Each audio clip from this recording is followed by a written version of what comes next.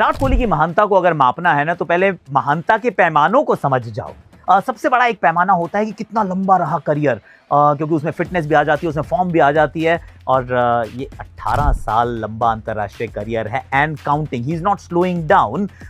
तो एक tick mark. उसके बाद आप कहते हैं कि यार कोल्ड स्टैट्स देखो, रन्स कितने बनाए हैं, विकेट्स कितनी चटकाई हैं। He is gone past Kumar Sangakkara, second highest run scorer in the history of international cricket.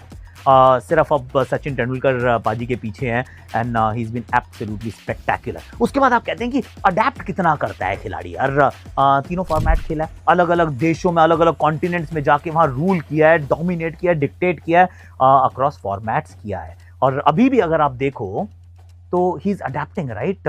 One day की अगर कोई डिमांड बदली है, ही इज ऑल्सो इवॉल्विंग। तो अडेप्टेशन भी है और साथ में एवोल्यूशन भी है।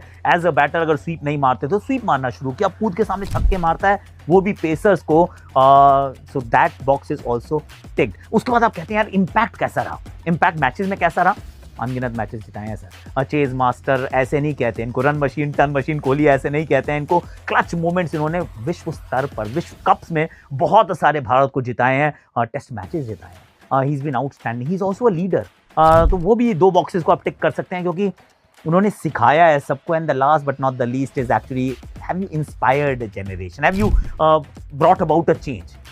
सर एक जनरेशन बदल गई है, फिर चाहे उनकी फिटनेस को देख कर ले लो या फिर उनकी डाइट को देख लो, उनके वर्क एथिक्स को देख लो, you will see that he is inspired a generation. फिर चाहे आप वो क्रिकेटर थे या नहीं थे, अगर क्रिकेटर थे तो फिर उनके कारनामे कुछ ऐसे हैं जो आप एम्यूलेट करना चाहते हैं। He is an inspiration. So पैमाना आप सेट कीजिए, खरे ये उतरे हैं। महानता को डिफाइन करना है ना, तो उसका नाम एक्चुअली विराट कोहली।